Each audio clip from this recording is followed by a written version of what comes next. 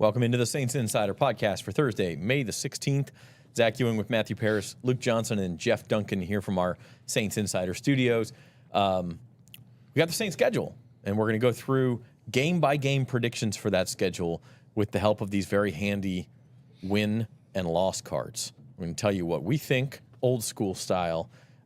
We have to give a shout-out to the artist. Thanks to my daughter, Hannah, for making these. She's 13 years old. She thinks everything I do is cringy, in her words, except for the fact that I'm on YouTube. And that's like the one cool thing about her dad. And so now, Hannah, you get to be on YouTube. So say thank you to Hannah in the comments. Speaking of daughters, Luke, Ada turns 1 on Saturday. On Saturday. I'm about to have a 1-year-old. Goes fast. I can't believe that the higher power trusted me with a 1-year-old, or a 5-month-old or anything in there. I don't know what was happening, but I'm grateful for it. Here it is. And tomorrow she'll be 13. Let me tell you. Yeah, looking forward to that. So that's, a couple of housekeeping things. First of all, subscribe to the Saints on NOLA.com YouTube channel, like the channel, share the channel, all that good stuff. Also, Rosenfield 10, you keep commenting who won the draft giveaway. You won the draft giveaway. And I keep telling you in the comments, it's the only way you can contact somebody on YouTube. I keep replying to your comment and saying, hey, you won. Go check your old messages, and you're not doing it. So I tell you what, it's Thursday. Our next show is going to be, I think, Wednesday of next week. You have until then to get me your contact info, okay? Otherwise, we're picking somebody else. So I'm shouting you out. Wow, that was truly a dad moment for me right there. Yeah. Listen. I have a 13-year-old at home. I have to be strict. I love you, but the tone is honed at this point. So that was another dad moment. Yeah. Come on, Rosenfield 10, I believe it is. All right. You won the contest. I need your contact info. You have another week. We're going to see if they're actually listening. And he keeps commenting, hey, who won? You won. It's coincidentally, but you got to. I'm going to pick somebody else if you don't reply. So, all right, Saints schedule comes out yesterday. We knew who they would play. Obviously, we knew it was statistically one of the easier schedules in the league. Seeing it on paper, I felt like it was almost more difficult. Maybe it's because it's a little front-loaded, Luke. Yeah. I mean, it's hard to get past those first 5-6 weeks of the schedule and really feel good about where the Saints are going to be. I think the start of the season is so important, and we've seen it over and over and over again with this team. Where if you get out of the gate slow, I mean, it makes it really, really hard to catch up. And I just don't think the schedule lines up very well for the Saints to get off to a fast start, which could make things very challenging for them. I don't know. Obviously, they've got to play the games. We still don't know. We don't know everything about this team, but it's a tough first third of the season here. Yeah, I mean, they do open with the Carolina Panthers, Dunk, so that's a game they'll be favored to win. Yeah. We're not quite there yet, but after that, I mean, Cowboys, Eagles, Falcons on the road, Chiefs, and then that starts this 3-day stretch, 3 games in 11 days, Chiefs, Bucks, defending division champion, and then Sean Payton's visit with the Broncos on Thursday night. Is like those 7 games. You're going to feel pretty good if you can even get through 3 and 4 at that point. Well, I think you could make the argument that 3 of the 4 best teams they play in the first 5 games, right? The Chiefs, Eagles, and Cowboys. At least maybe I don't know who else even would be in that conversation. Right. So it's Green Bay's up there, yeah. But I mean, so it is definitely front loaded. But we have seen this team in the past. It's weird. They started 2-0 last year, so they actually started okay, and then they went on that streak after that, and then felt like they were always digging out. But I think it's going to be fascinating to see. There's so much on the line this year for Dennis Allen in year 3. They kind of went through a little bit of a crisis last year. He's managed to keep the team together when they do go through some adversity. He hasn't lost the locker room like a lot of people say. Otherwise, the team would have bottomed out at the end of last year. Instead, they held it together, finished pretty strong. But I do think there could be a crisis of confidence early if they start 1-4. That's going to be a challenge for him, and especially this new offensive staff. They're incorporating a new scheme. Everyone's learning a new system. How's that going to play out? What's the transition going to be like? So there's a lot on the line early, and they could play well in some of these games and not win. in Dallas, in Kansas City. So it's going to be fascinating to see if they can just tread water and be around 500, say, when they get to that Broncos game in Week 7. I will say that like there are some benefits to playing some of these teams early in the season. I think we've seen the Chiefs the last couple of years play much better down the stretch than they have early in the year. They're going to be incorporating some new offensive weapons. We've seen this Cowboys team has a lot of new faces on it. It's going to have a new defensive coordinator. The Eagles are going to have, I think, 2 new coordinators in Kellen Moore and Vic Fangio. So they're going to be going through a little bit of a transition early in the season. There are some benefits, but it's just like you're looking at teams that went 13-4 and 12-5 and won a Super Bowl. Like teams that are consistently up at the top of the league, and you're just like, all in the first 5-6 weeks of the season. I mean, it's going to be tough. I mean, 4 of the first 6 are playoff teams, and then the 5th team that they have to play too is favored to win the division. So it is a pretty tough sketch. And to your point, Dunk, like the Heat's going to be on Dennis Allen if they're 2-4 and Sean Payton comes to town. He was probably going to be on him anyway, but that's just those are narrative games. Like they try not to feed too much into the narrative, but it's going to be pretty hard to ignore if they're having a losing record and Sean Payton comes in and wipes the floor with them, or and I mean happens. the fans will be at a fever pitch already. They're already at a fever pitch. If you're 2-4, and then Sean Payton beats you by double digits at home, that reaches a crescendo, and then it might be decision time. We're obviously talking about hypotheticals here, right. Look, I also think that I think it was with you when Derek Carr said they like the fact that everybody's kind of overlooking him right now. I was just about to bring that up, and really good opportunity for them if they are going to be who they think they can be. Really good opportunity for them to do it early in this season, make a little bit of a statement, and show people they're for real. So I mean, it's going to be one way or another. I don't think there's a scenario where they go through that opening stretch and you're feeling so about this team.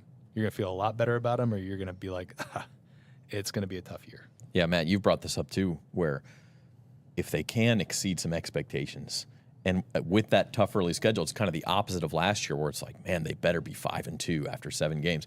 Boy, if they're even 4-3 after 7 games, you're feeling great about the rest of the year. Yeah, and there is that after the Denver game, there's that stretch. I think they play the Chargers. They play 2 Los Angeles teams.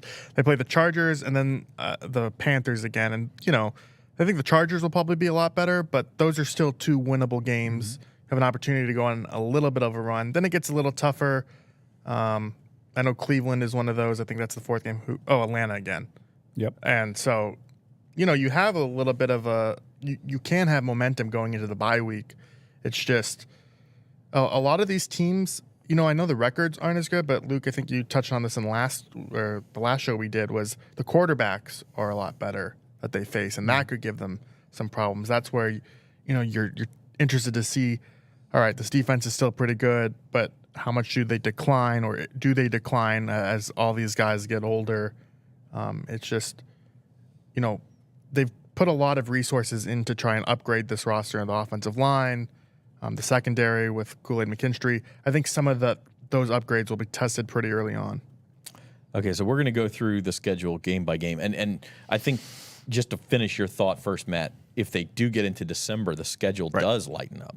It does. Commanders, Giants, Raiders. I mean, the Bucs, I think everyone thinks will fall off a little bit. I mean, there's an opportunity just like there was last year. If you're in the mix in December, maybe you have a chance to finish this thing. Does that count as a Commanders reference? No, not yet. I'll work it in more. This show's easy, man. It's a gimme for the Commanders reference. I do think, look, people are saying it's good early on because the Saints incorporating a new offensive system and opponents won't know. Well, I mean, they're going to pretty much know the system, right? I mean, everyone in the league running a lot of this same system. But on the flip side of that, it's the same instance for Carolina. I mean, Carolina's got a new coach, a whole new staff. That's actually a little tougher game playing them week 1. Yeah. Because you've got to prepare for a lot of different things. They're going to actually be invigorated probably, as opposed to playing them after they've lost 12 games or something like the Saints got them last year, and they're playing out the string. So when you play these teams, is always, to me, is as important as how talented they are, is where you catch them in the schedule. Yeah, what was it? Was it 19 or 18 when they played the Bucs to start the season? I think that might have been the first season of Bruce Arians there. Yeah, it was like And 48 it was to like 40. 48 to 40, and that was a really, really good Saints team. It was a team that won 13 games and a 16-game schedule. That might have been the last opener they lost. Saints lost. They had think you're won right. 5 in a row. Yeah. Season. I think they have the longest streak in the league. Well, that's a good way to start Glass this. half full, baby. Hey, we're gonna do this like judges style at the dunk contest. I didn't have time to put the little handles on there, so we'll just have to hold them up. Man, what a slacker. Yeah, but we've got W and L. We don't know what each other picked. We know what Rod Walker picked. He went through the schedule and came up with 9 and 8. Wildly optimistic, just like he has been in the last couple of years. Wildly. It's maybe not Well, I say wildly. wildly. There's like absolutely scenario they win 9 games. Their win That's total what in I Vegas is 7.5, so it's over, but not by a crazy amount. So he picked 9 and 8. We'll see what we do. So we don't know what each other's going to pick. I'm going to ask you guys. We're going to see if we can do math in our head here, counting at least, and keep track of the records you have for them as we go. All right, so let's start. Carolina Panthers. As we said, week 1, no film on the Panthers' new offense. The Panthers won't have film on the Saints' new offense. September the 8th in the Dome, the season starts. What do we got? Oh, wow. 4-0. We're all going win. Yes. Okay. I mean, honestly, if they lose this game, it's a disaster. Season's over. I don't know about that, but like now you're staring down the barrel of Cowboys, Eagles, Falcons, Chiefs. You better win that game. It's a division game. I think the Panthers have played them tough each of the last 2 seasons, despite having bad teams.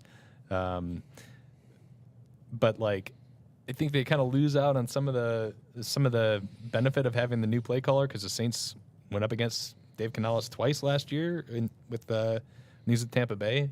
He's probably going to be running a very similar system in Carolina. I mean, I don't have a lot of faith in Bryce Young early in the year to just like completely flip the switch from last year.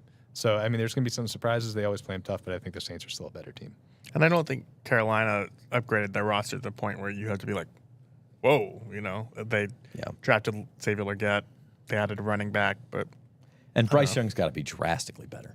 It's not just the scheme. There were times last year. I think they're going to be better offensively, but they lost some of their best defensive players. Yeah. And they had a good defense. Did they lose Frankie Luvu? Yeah, they lost. he's in Washington. Oh, that's right. There we go. They lost Frankie Luvu. They lost Brian Burns. They lost Von Bell is back in Cincinnati, right? Correct. Yeah. So, they're not going to be good. I think they'll be better, but they won't be good. All right, week 2, up to Arlington. Saints at Cowboys at Jerry World, another noon game. Home opener for the Cowboys. What you guys got? All right, Luke, you got to explain yourself on that one. I think the Cowboys might be heading toward a really disappointing season. Wow. I think Jeff's getting feisty over I there think already. they lost some really good players. They had a really boring offseason where they didn't really address any of the stuff that they missed out on. They said they were all in. Yeah, they're all in with Zeke Elliott as their number 1 running back, and they lost their starting left tackle, who's made multiple All-Pros for them. They lost their defensive coordinator, who was responsible for a big chunk of that record they had last year. I'm not sold at all on the Cowboys being like this front-running team. I think they could be very much closer to fighting for a 7 seed. I don't think they're as good as people think they are. Now, are the Saints any good? We'll see. But I just wanted to make sure that like I think that one's much more of a coin flip game. Even though it is in Dallas, where Dallas was very good last year, I think it's much more of a coin flip game than maybe you guys are assuming. Counterpoint? Well, look, I would say this. I like that Luke's thinking outside the box. I'm a big believer. It'd be in boring that. if we were all the same. That's Yeah, don't fall in line with group think. Stuff happens all the time in the NFL, right? So I like that, but I don't know, man. In fact, I think if Dallas played like a big home game before that, you might have a chance, but the fact it's going to be their home opener, they're going to be ready. And, man, Parsons and Lawrence going against Trevor Penning, close your eyes. Is that an instruction to Trevor Penning? I'm just saying, man, that could be ugly. I mean, they've got an elite pass rush. That's one thing they do have. And I think that'll give the Saints all kinds of matchup problems up front, especially early on while they're transitioning to this new line. They still have – the thing that Cowboys have is they have elite players. I mean, like really elite guys like Parsons, CeeDee Lamb, Diggs, whatever you want to say of Dak Prescott, because I'm not the biggest believer in him. He's still a solid quarterback. But Luke makes some good point. They did not do a whole lot to upgrade their roster in the offseason. Felt like the Mariners, man. You're in your window. Go do something. Right. They didn't. I'm not salty. They got cap issues, so but they got some elite, just downright studs on that team. Yeah, true. Okay, week 3. Saints back home facing the Philadelphia Eagles. Playoff team last year, but just barely. 3, 2, 1, go. All right, I got the win this time. Explain yourself. Look, we all think they're going to beat Carolina to win, and they have these 4 tough games. It's hard for like an average NFL team, which I think the Saints are fringe average at least, to lose 4 straight weeks. You're going to win somewhere. To me, a home spot, the Eagles have to go to Brazil to open the year, then they come back home. They have their home opener, kind of a letdown spot. Vic Fangio defenses historically, if you look at it, have had kind of slow starts. They get better as the year goes on. I think it's a good spot to face Philly. Obviously, you worry about Jalen Hurts carving up the defense, but I think the Saints kind of come back home and get a little momentum early. As long as Jalen Hurts is playing football, the Saints aren't going to beat that team.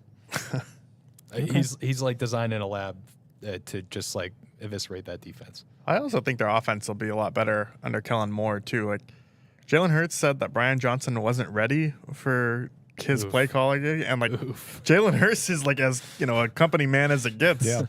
And so for him to say that, it's just their offense was a train wreck last year, and they have really good tight ends. Another matchup that bothers New Orleans. So I don't know. I really like Philly's roster. I think they're going to be really good. I will say this. Philly stumbled to the finish line, barely made the playoffs as it turned out last year. I mean, I say that. They had clinched in like week 12. They started 8-0, though. And then but even in that 8-0 start, they're winning games by 3 points, 4 points, 2 points. I mean, they were really running good early in the year. That team easily could have been like 7-10 if they had been just a little. I just don't think they're as good as people think. No, I agree with you on that. I just think that they're a bad matchup for the Saints. I also want to make a prediction for that one. C.J. Gardner-Johnson's return to the Superdome. I think he gets like a small cheer, because people really love him here. And then by the end of the game, people are going to absolutely hate his guts because he's going to do something that really pisses off the fan base. That's my 4 months early prediction. That feels like a lock. Yeah. Feels. I think you wrote the script right there. Yeah. I do think they're kind of a precarious team, though, because they've changed over their whole staff. And, I think the head coach is Sirianni's under a lot of pressure. Not a good sign when you're on your third set of coordinators in 3 years. Right. And the one successful year you had was both your coordinators got poached, and then after that, it's been kind of a mess. So I think we've got 2 2-1s and 2 1-2s. Yep. Through the first 3 weeks. Week 4, going to Atlanta to face Kirk Cousins or Michael Penix and the Atlanta Falcons.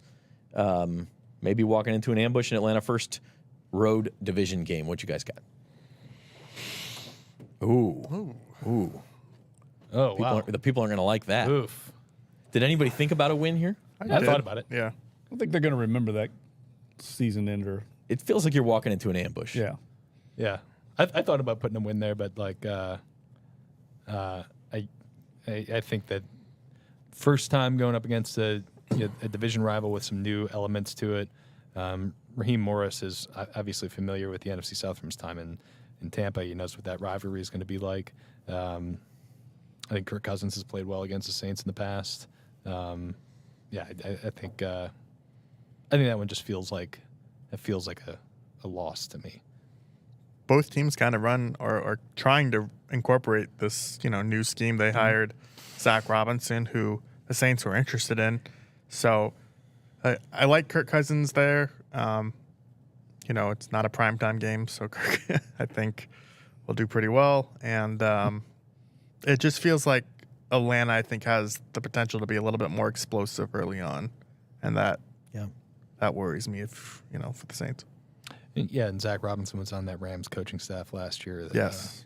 Absolutely eviscerated the Saints defense, which was playing very well at that point in the season. So you might have some ideas.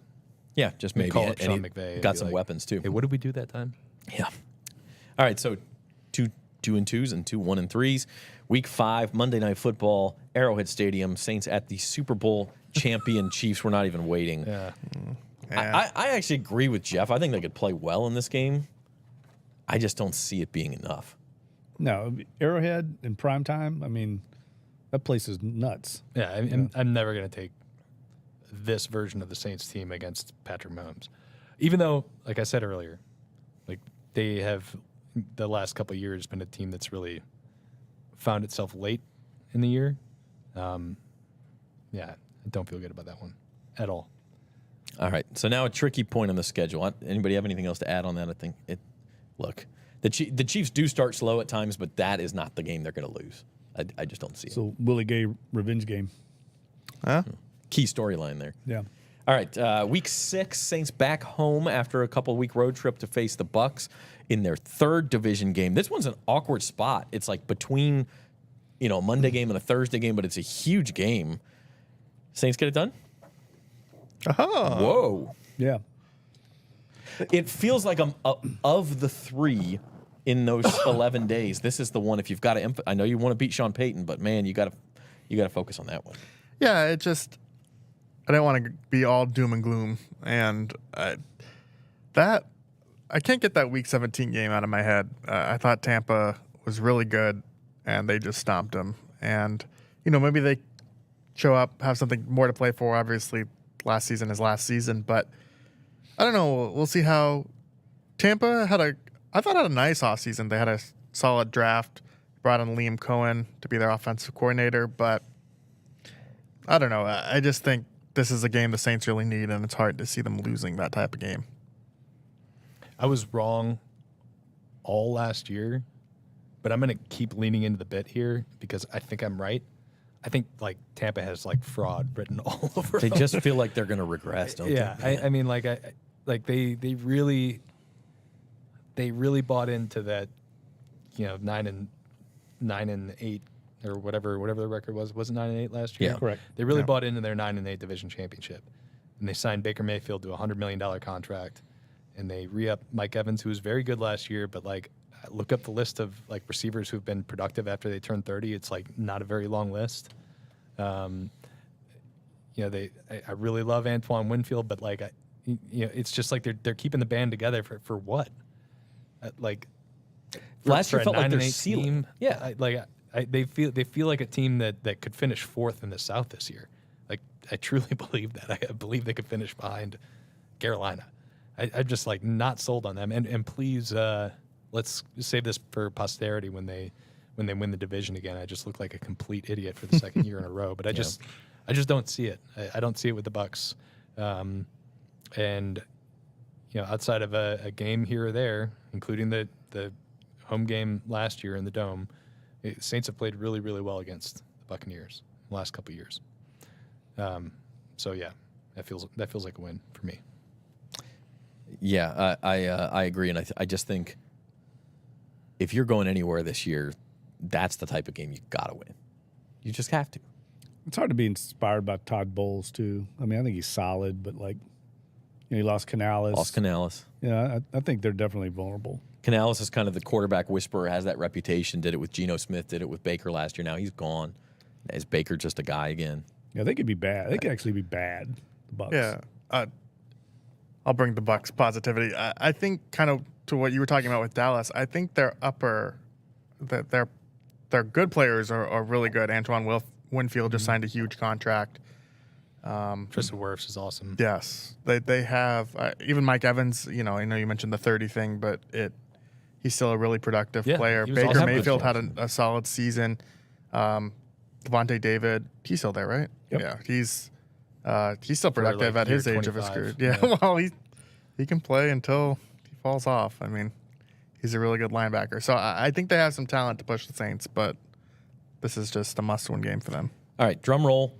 Broncos visiting on a Thursday night, Week 7. It's on Amazon Prime and all that stuff. October the 17th, Sean Payton comes into the Dome, I'm sure looking to make a statement, but Dennis Allen may have something for him. So 3, 2, 1. Interesting. I do think, like, on the betting line, this game's going to be real close to like a pick 'em. It's going to be hard to predict. So let's start with the positive side. What do you guys see that you think the Saints can come up with this one? I see a really talent deficient Broncos roster. I mean, they have Patrick Surtain and do they have any players on that team? Cortland Sutton, but will he even be there? Cortland Sutton. Adam Troutman is their tight end. Yeah, love Adam Troutman, but like, you know, Yeah. I mean, who do they got? I think the Broncos could be terrible this year. I've obviously like ton of respect for Sean Payton. I think he actually had him playing pretty well for significant stretches last year, despite that talent deficiency. But like they had no roster building material this offseason. They had no draft picks. They had no cap space because they're eating $50 million for Russell Wilson not to be there. I mean, they're like a disaster right now. It would take a monumental coaching job by Sean Payton to get them to be competitive week in, week out. Because I just like a third of their roster is like Saints castaways. You know? And not the good ones. Yeah, what are you trying to say? I think Malcolm Roach is a nice player. Is Malcolm Roach going to be like your starting defensive tackle? like a heavy part of your defensive rotation? You know, like Adam Troutman. I really like Adam Troutman. Is he like your number one tight end? I mean, I just like I don't know what they have. It just feels like to me, and They have like three quarterbacks that all have significant questions. I'll let Matt counterpoint me, but I'm just taking a 10,000-foot view on this, and this is exactly the type of game that Sean Payton has won throughout his career, and that's why at the end of the year you go, how did he go 9-8 with that roster? Because he wins this kind of game, and it's exactly the type of game that Dennis Allen has lost throughout his career, and that's how he ends up going 7-10 with what looks like a better roster. So I know that's a simplistic 10,000-foot view, but that's what it feels like to me, Matt. Yeah, no, I mean, I think it's a sound point. It's just, I would imagine Bo Nix is starting by week 7 if he doesn't start week 1, so I would expect to probably see him, but it's not a good roster. I mean, their offensive line is fine, but it's not. They traded away Jerry Jeudy, who was already a massive disappointment there. I think they drafted a receiver. I can't remember off the top of my head, but they're just not. They had an opportunity to go on a run last year at the end. They had that 4-game stretch, but a lot of their wins last year were like inflated by takeaway stuff that wasn't sustainable. So, as well as Payton coached them, it's hard to see some of that replicating this season, I think. I got knocked out of a survivor pool by that Bills loss on Monday Night Football. I'm still not over that. It was like the most freakish loss of all time. The Broncos had literally everything go their way. Jeff, you know Sean better than any of us. He's really going to want to win this game. Right. I mean, it's the kind of game, you said it, it's the kind of game he lives for, and I don't know how he's going to win it. I've seen him win games like this where you don't know how they're going to win. And he comes up with – I do think we'll know by the time they get there whether Bo Nix is going to be a guy or not. Like, I know he has a lot of traits that Sean likes, kind of the field manager kind of guy, but still a huge transition for a rookie quarterback. I don't care how smart he is or how prepared he is or how much football he played. He's going to take some bumps along the way. But I just got a feeling somehow they're going to win that game, and there's going to be a ton of pressure on Dennis Allen to win it. And if anybody knows the Saints, it's Payton and that whole staff. I mean, it's not just Sean. I think they've got 9 coaches from New Orleans, so they're going to know the personnel. I don't know. That type of environment, that's where he thrives. And I just got a feeling he's going to pull one out of his hat. All right. But when that week comes, I'm really looking forward to the Jeff Duncan story of where the Broncos coaching staff ate dinner on Saturday night. Yeah. Or Wednesday night. Jeff's house? Yeah, they'll be. Clancy's. Just how's his Clancy's. Sean was a Clancy's guy, but he lived close by. I don't think Joe Vitt's a big Clancy's guy, if I remember. Pete Carmichael? Streep is going to take him to Streif's not. Port Yeah. Orleans. It will be. I think it's going to be interesting to see Sean Payton on that other sideline in another visor. You know, they're going to be dressing in that locker room. You know, where he's That's always gonna be been in the weird. other locker room. Yeah. There's going to be storylines galore. That's on prime time. And it's weird. It's a short week, so we'll have to fit all those storylines in like 3 days. Yeah, it is. Something short tells week. me we'll manage. Yeah, we will. It'll be a busy week. Who does Denver? Real quick, do we know who Denver plays the week before? I do not have that. in front of me. That's always a key. Well, you know what? I'm going to look it up real quick. I do want to take a quick reset. You're watching the Saints Insider podcast. We're going through game-by-game predictions for the Saints 2024 schedule. I think, so this is like a mini-bye. The Saints have a Thursday night game, then they have the mini-bye before they go out west to face the Chargers. Luke, I think you're leading the way at 4-3 at this point. Yeah, which is, I'm regretting some decisions. But, I mean, that would be obviously fantastic for the Saints. Matt and I think, I'm are 3-4. yeah. And you're at 2-5, Jeff? Correct. 2-5, losing to Sean Payton. Is Dennis Allen in trouble at that point? Oh yeah, for sure. I mean, maybe not internally with Mickey Loomis, the guy that hired him, but in the fan base, they'll be apoplectic. Play the Chargers at home. Oh, I was just looking that up. Yeah, Chargers at home on that Sunday before. Yeah, So they also have a division game. if they're 2-5, I might just delete my Twitter account. Yeah, fans will be. I mean, there's a segment of the fan base right now that is just looking for him to trip. So Yeah. I think there's a lot of pressure on him. But you know how DA is. I mean, DA is not going to get caught up in all that stuff. That's just not how he's wired. But I do think there is anecdotal evidence that fans are jumping off the ship. I mean, they're having trouble selling season tickets.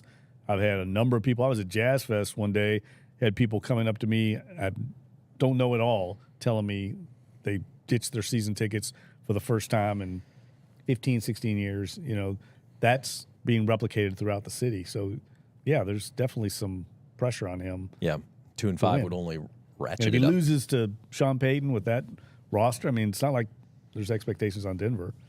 So, Yeah. All right, let's go through a couple pretty quickly here. Week 8, Saints at Chargers, 3:05 p.m. out west. 3, 2, 1, go. All right, 2 wins and 2 losses. Let's start with the wins again, Jeff. yeah, look, I think that's a definitely a winnable game. I mean, I think the Saints are going to be in total crisis mode at that point, and they're just going to need that win more than the opponent. But that's a tough matchup, emotional game you're going to be playing the week before. Yep. Then you got to go out and play an unfamiliar opponent. But they've got a whole new staff coming in as well, and you will have extra time to prepare. So I just think it's one of those dig in, you got to have it win games. Chargers are a hard team to predict. Yeah. I think Jim Harbaugh will have a lot of success there. They've really invested in that offensive line with Joe Alt, but don't really have a lot of great receivers. They have a running game that maybe could test the Saints, you know, just with that offensive line. But I don't know. Saints go out west, but you have a bit of a gap. You have that 10 days from That'll be big. Thursday. So I don't think it's as, you know, all right, you have to go across the country. They have kind of an extra period built in, and, you know, maybe training in California this summer will carry over to have some success in Los Angeles. I just that one feels like the Chargers could be a little bit better than Sure. people anticipate. I think Justin Herbert's probably the best quarterback outside of Mahomes they're going to face this year. And I think when you're putting in some competent leadership there for the first time in a long time, like they could be good. Like they could be a playoff team this year in a surprising way. You know, some of their defensive players they're getting up there in age, a little long in the teeth, but I think still pretty good. And it just feels like, especially after the emotional high of the Peyton game, putting 4-3 in my scenario, I think that's kind of a letdown week. Letdown. You have 4-4. I think No, we're all 3-5 now, or do you have 4-4? I have 4-4 You're- because I and picked Jeff the and I winner. are at 3-5. Okay, week 9, going from West Coast to East Coast, Sunday, November the 3rd in Charlotte against the Panthers. Taking the loss, man. Wow. That's tough. go from West Coast to East Coast on a regular week after an emotional stretch. We talked about the reasons the Panthers could be a little bit better now. Now they've gotten 6 weeks, or actually 8 weeks, to kind of get it in. I think they could have something for them out there in Charlotte. Definitely, it could be a dicey game. That's one of those ones. I think all this is contingent upon how you see each game, though. Like, for instance, Luke made a good point about the Chargers game. I think if the Saints beat the Broncos, they probably would lose to the Chargers. If they lose to the Broncos, I think they can win. You know, so much of that week to week in the league is how it plays out. So I do think you make a good point, but I just think Carolina's going to be terrible. I think their defense is going to not be nearly as good, and I just don't see how they're going to win more than a handful of games. Yeah. Type of game that separates a playoff team from a not playoff team. Can you go on the road and win that game? So I think I'm at 3-6 now. So maybe I'm the low man now. All right, week 10, Falcons return trip. Saints, by the way, have 5 of their 6 division games in the first 10 weeks of the season. That's pretty rare. Yep. So this is the 5th one. Falcons come to the Dome for the first time since the Jamal Williams touchdown.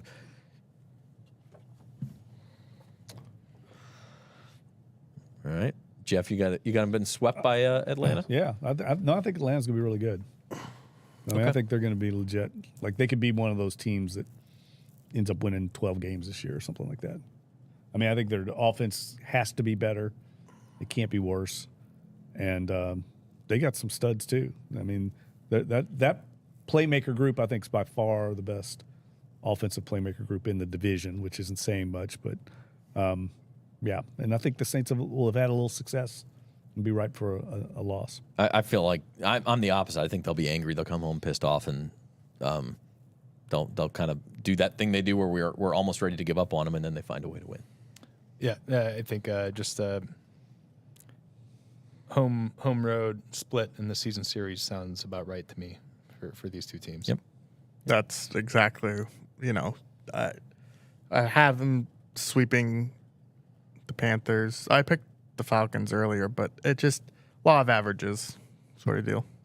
Okay, so now we are at week 11, second straight home game. Saints at home against the Cleveland Browns. Jameis Winston's the backup quarterback there, by the way. What do we got? I'll be the W this time. I don't like Deshaun Watson at all. I don't like his game. I don't like the way he's been playing. He gets hurt. I think there's a really reasonable chance it's Jameis Winston for the Browns. And if that's the case, that'll be a really fun game. I'm not sure why I picked a win other than it just kind of seems like Jameis wouldn't come in here and win. I feel like this is going to be the Nick Chubb revenge tour this year, and I think Cleveland's defense, although it's really, really, really hard to carry over defense from year to year, they've got some studs on that side of the ball. Jim Schwartz is still there calling the plays. It just feels like a bad matchup game to me, even if it's in the Dome. How do you do it? Eat a W. Yeah. Oh, eat a James W. can Yeah. eat a W. You got to cross the fingers. Okay. Eat- Yeah, he's gonna be eating a W on that sideline. That's a bad matchup for the Saints. They're very physical. They win in the trenches. They run the ball. And you say that the Saints went up and beat them in 6-degree weather a couple years ago. That was a couple of years ago. Okay. All right. So bye week now. If you got plans, make them for that weekend. I think it's November the 24th. Where are we at? I'm 5-6. We're all right around 5-6. I'm 6-5. What do you got, Jeff? I think I'm 4-7. You're 4-7, and you're. I think I'm 7-4. 6 Are you and really? 5? Good Lord. No. 6-5. I 6-5. Yeah. see, this is you. This is- I lost We track. can't count. Yeah, we'll have to go back and I'm watch 6-5. this. Okay, I know that I'm 5-6 because I was 3-6 and I had them kind of save their season. So that's the bye week. Week 13, third straight. The Saints are at home for the entire month of November. Kind of nice. They play on the road November the 3rd, and then they're not on the road again until December the 8th. LA Rams really beat them up last year in LA. This is the return trip. I got it upside down. An L any way you look at it. Yeah. Tough matchup. Rams are going to be good. Yeah, Rams actually could be really good. Yeah, we said they play 3 of their toughest opponents. I think the Rams and probably the Packers are the 2 in the back half. A lot of of the young schedule. talent. A lot of guys like ascending. Yeah, they could be Yeah. I mean, really good. They lost Aaron Donald, obviously, but no way to make up for Aaron Donald, but I really like their first 2 picks in the draft, Jared Verse and Braden Fisk, already adding to a pretty good group of young front 7 players they have. Matthew Stafford, I think, is really underrated as an NFL quarterback, and he's got a lot of weapons to throw to. Kyron Williams torched him last year. It's just like there's so many reasons why that's not a good game for the Saints. It's really hard to look at last year's game in LA and think how the Saints could manage to beat that team if they're healthy. Yeah, I think that's a game where if the Saints pass rush is going to be anything, you've got to be better. I think part of the problem last year was just that line wasn't really generating anything. Stafford had time to throw, and maybe no Aaron Darnold helps the Saints. Maybe they have more time on offense, but it's just, I think Sean McVay, Dennis Allen said one of the reasons why he wanted to hire Clint Kubiak is because he knows the system works. I think he saw it firsthand, Sean McVay last year. Yeah. Then Saints finally back on the road. They go to the New York, New Jersey area on December the 8th. Saints at the Giants. Give them another L. Wow. I think the Giants, they were playoff team 2 years ago, really fell off last year. I think people are probably a little too down on them. Like, I think that's a team that could bounce back, and not that they'll be a Super Bowl contender, but they could be another, 9-8 type team like they were a couple years ago. Malik Neighbors, right? And Daniel Jones is the type of quarterback who in the past has really hurt the Saints. Yeah. I think it'll be Drew Lock by then. Wow. That's the thing. I think the Giants are ready to move on from Daniel Jones. I don't know. I just think they're going to be terrible. And yeah, you did live in that division, so you know. They were absolutely atrocious for big chunks of last year. And even like when they had a little bit of momentum, the Tommy DeVito. And I picked the Giants in that game. Never again. They came in and just got waxed in the Superdome. Yeah, I get bad vibes from the Giants this year. No Barkley. Don't want to touch them as a Wink Martindale's gone. contender. Yeah, This is the stretch the Saints could really make some hay after that Rams game. Giants, and now we'll talk about the Commanders, and then they do have the Monday Nighter and the Packers, but then you finish Raiders and Bucks, 2 teams we think could struggle too. Like they really could, if they're in it, have a chance. I got them at 5-8 right now though, and probably out of it. 7-6. I got them. Yeah. All right, Commanders at Saints back home in the Dome, December the 15th. Put up the W's for Washington. No. Ooh. Yeah. This is a W for a Saints win, not Washington, by the way. Yes. But Wow. I can't say I'm totally surprised. On brand. Come on, Matt. Let's I will hear say about this. the Commanders. I think they'd much rather face Jaden Daniels in week 1, as you were saying, than week 12. That may be where you're going. Yes, that's exactly. Or week 15, actually. Yes, with Robert Griffin, obviously different type of quarterbacks, but I think Jaden Daniels' mobility can give them a lot of problems. Washington's roster is completely different from a year ago. They've by far, gotten rid of pretty much all of Rivera's players, except a handful. I like their receiving core with Terry McLaurin. It's just is a game where, if you think the Saints are maybe on a bit of a hot streak, Jaden Daniels comes in and you're asking, hey, what the hell happened? And I think Washington has potential here to pull the upset. I love Jaden Daniels. I was a proud LSU alumnus myself. I hope I'm wrong. I'm really not sure he's going to make it this far into his rookie season. Ooh. Just health-wise? Yes, with the style that he plays, it's really hard for wiry quarterbacks to take big hits and last all season. I think he's going to have to change a little bit about how he plays. I mean, I watched it so many times when he was playing at LSU, and I'm just like, why are you leaving yourself open to those big hits? You're kind of just jumping into them, So I just think there's a pretty decent chance that by that stage of the season he's not in the lineup and hurt. Marcus Mariota? I hope I'm wrong. Yep. I'm not a Dan Quinn believer. I don't trust him at all. I think he's a good defensive coordinator. I saw him in Atlanta. I saw all I needed to see. All right. All right, week 15 or week 16, excuse me now, December the 23rd. So Christmas time, the Saints are in Green Bay. I'm already cold thinking about that postgame show. Maybe we'll get like a balmy 30 degrees and it'll be okay. Saints and Packers. Ooh. L for Luke goes home. And also a loss.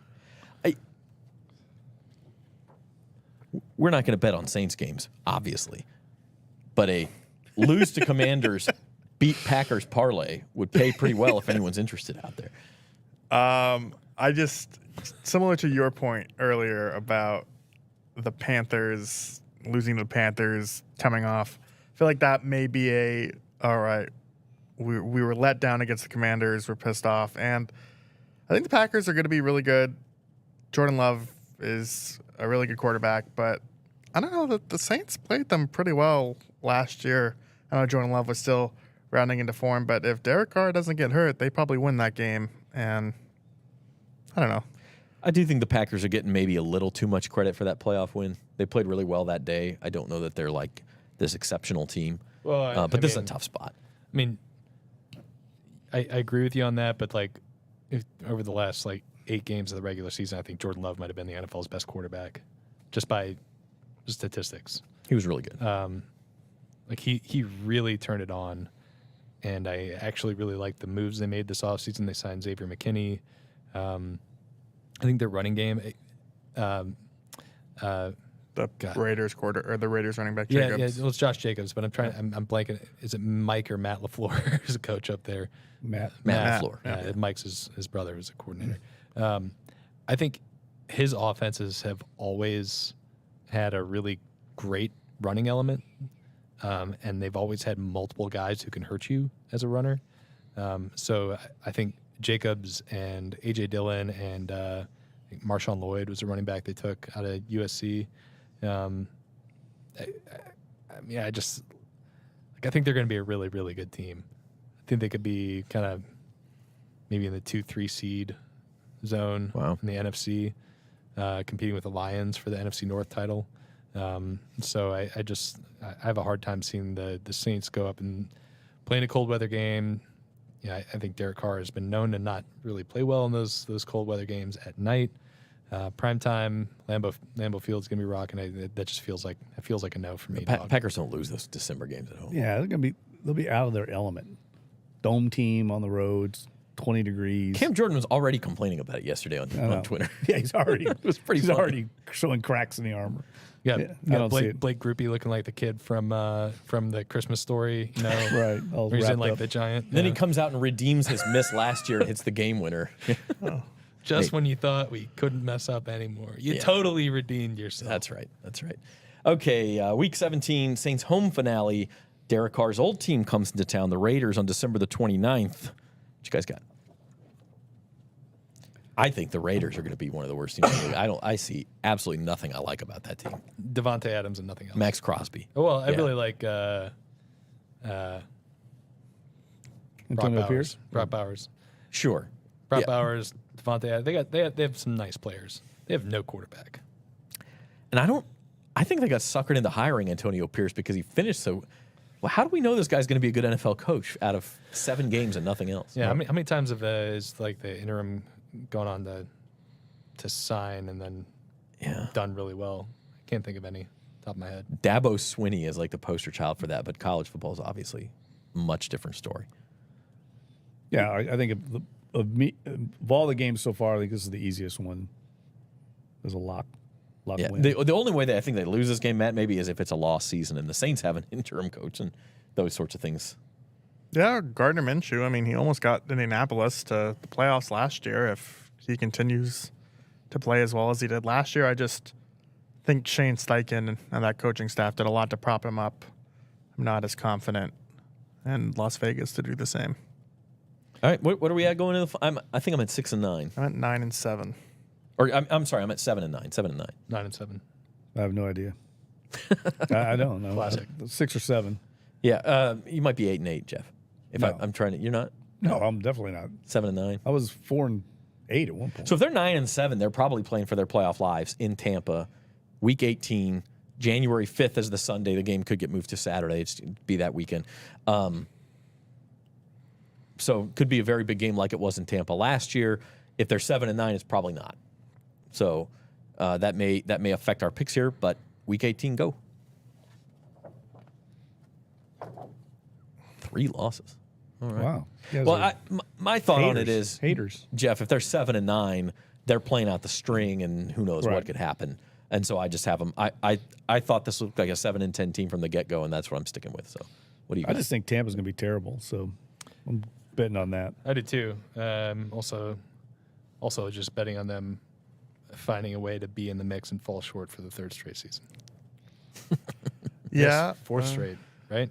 Yep. Yeah, 4th Street. 1, It would be 21, 4. 22, 23, Yeah. 24, yeah.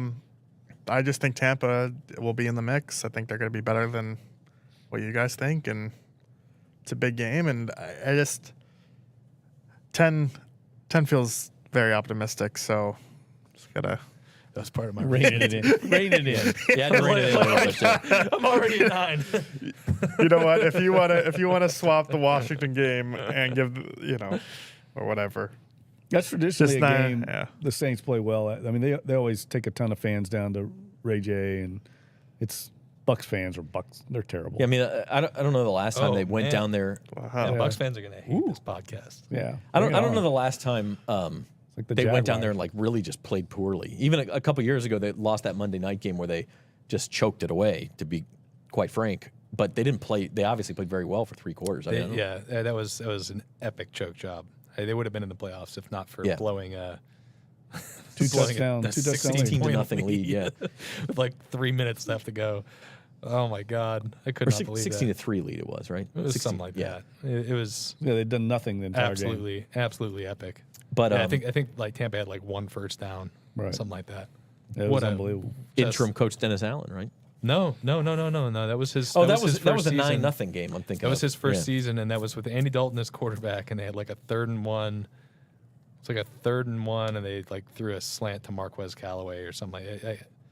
The play after Mark Ingram was hurt and stepped out of bounds. Yeah. when he could have gotten the first down. And It was that. There was like multiple plays in the game where like guys were like dropping wide open passes, or like Jarvis Landry trying to one hand something that like he very could have easily caught with 2 hands for a touchdown. I didn't mean to And open after up the this game, wound, he's by just the way. like, it's like, oh, it was out of reach. It was like, was it? I didn't mean to open up this wound. It was bad. That was maybe the low point of like covering the Saints Wow. for me, like just like the mood in the locker room afterwards. So they're just like, And just totally screwed our season. as a writer on a crushing night deadline, you've already written most of your Saints are dude, winning don't the even get me game, started on that. and then you have to flip. And it's a night game, yeah. That's That's let's brutal. really get into what everybody wants to hear about here. All right, I'm going to bring us Writing back on process. track Yeah, here. but it's the truth. We've It had is our true. It is predictions. Jeff doesn't even know what he picked. You'll have to go back and count for yourself. Yeah. These think guys had 7 9 wins. and 8. I had 7 and 10. You might have been 8 and 9 with that last win. Maybe. Would have been right in the I got middle them of finishing everybody. strong Yeah. again and falling short.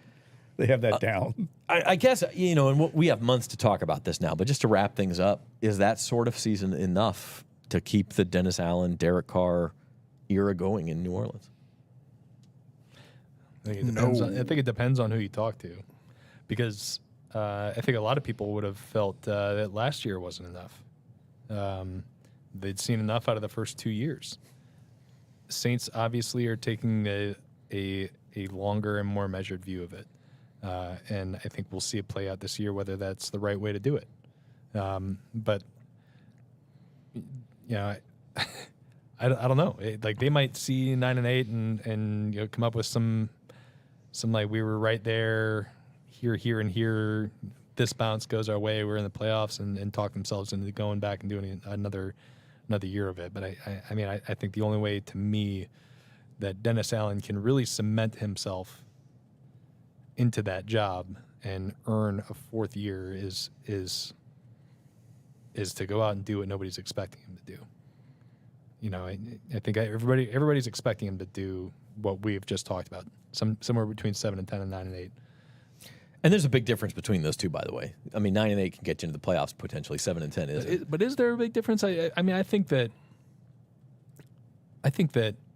being in the middle of the NFL is like the worst place to be. And if you're just like stuck there for 4 straight years, I agree, but if it's 9-8 like Tampa had last year, and you sneak out a playoff win too, that's a totally different. But like, I mean, this is just like what I was just talking about with Tampa. They talked themselves into. Yeah. They talked themselves into making that their future. Is that really? Do they really want Todd Bowles there? Do they really want Baker Mayfield as a quarterback? I mean, maybe that like they're smarter than I am. They're definitely smarter than I am. But maybe like they actually saw what it can be, and it's really good for them again. But like, I feel like it's a just as good a chance, if not a better chance, that the thing just bottoms out, and then they're paying Baker Mayfield a bunch of money to not play football for him, and Todd Bowles is looking for a defensive coordinator job sometime. I think DA's got to do one of two things. I think he either has to make the playoffs, or I think he has to significantly win more games. And if they don't make it and they end up, I don't know, 10-7 or something, but they win more games, I think that's the only way he keeps his job, because I think it'll be out of Mickey Loomis's hands at that point. There'll be too much fan rancor. I think it's going to play out with season tickets, and that's ultimately what makes ends meet here in New Orleans. I've been told a million times by people in the front office, they have to sell out their games. They have to have packed stadium to make it work with their business model. And if people stop buying tickets, and I know most of that will be done ahead of time, season tickets, I think it'll be too much for them to keep him. He's already lost a large segment of the fan base. Another year of mediocrity. And I think they're also very precarious. I mean, I think this team could have things go really bad. If Derek Carr were to get hurt, something like that, I think this thing could go south really bad. Yeah. That's when things could really go off the rails. Matt, what about Mickey Loomis? I mean, he's at some point, and it may be them telling Mickey Loomis, hey, this isn't working. It also may be Mickey, who's not getting younger, saying, I wanted to give this another try to reset things, and it didn't work. I'm going to step down, too. Yeah, I mean, he was pretty resistant to that idea after the press conference, but Dennis Allen was his guy. He's been attached to that. Does he get another opportunity to make a head coaching hire? I would say so. I mean, it just seems like a situation where he's going to be the guy. I mean, you guys would know better than me, but isn't he like in Tom Benson's will? Like, he's not going away. Like, Right. Maybe they reassign him. Well, that's a great point. I think people need to understand, like, Mickey Loomis is not just a regular GM like rest of the league. I mean, he's going to be one of the executors of the will. He's embedded much more so than any other GM, I think, in the league. He's almost like a part of ownership. So it would take something significant. I think it would take Mickey. It would be a voluntary It thing. reminds me. Okay, ding. It reminds me of under Dan Snyder, Bruce Allen was the GM. They moved him to the business side, and then he worked his way back to the football side before they eventually cleaned house because it got so bad. But it just feels like, maybe I think Atlanta has a similar situation where they moved Rich McKay to kind of a advisor presidential role, but he's still involved. Like Mickey Loomis, I don't think is going away, even if they bought him out. I just think he'll be around, but maybe you clean out his underleagues and bring in kind of new guys to try and provide a fresh voice. But it just, I don't know. It's hard to see, and frankly, I don't think they're going to be that bad. I mean, we're talking about the worst case scenario here. Yeah, it's true. And I mean, I think I should have said this up top. These predictions are certainly subject to change as we go through the offseason training camp. See what other acquisitions they make. See what injuries may occur throughout the league. All of these things. Who knows? I mean, maybe like the change in the offensive scheme was just like all they needed. I mean, maybe that could be like, I think they have some exciting playmakers. Like you could see it being like a top 10, top 12 offense if like everything clicks right. If the line is serviceable and maybe they could make some noise. Like you could see it, but I think it's just much easier. It's much easier to see a scenario where they're mediocre to bad. And Go ahead, Matt. one of the reasons I like picked the Washington game as an upset is just because you're good for every year just having a few games that you go 100%. what the like heck happened. That was And- Carolina for me and the Giants. And yeah. so, we had a lot of unanimous picks, just going through the exercise. And so there's just going to be games that, are Yeah. unpredictable. They'll It's win a it's game part of like why that, too. It's Yeah. part of why I picked them to beat the Cowboys. Yeah, they'll win a game like that too. So I don't know. I mean, this is all. It's all so early to be doing this, but we wanted to go through and see what we all thought. Things will change. I think to your point too, Luke, like the offense could be better and the defense could slip more with an aging roster too, and you could see them end up in around the same place in a different way. Yeah. So all of it can be discussed over the next few months as we get going. We'll be back with you guys next week, talk some OTAs and whatever else might be going on in the Saints world. For Matthew Paris, Luke Johnson, Jeff Duncan, and Norman Bell behind the glass, I'm Zach Ewing. Thanks for watching Saints Insider. Thank you, Hannah Ewing.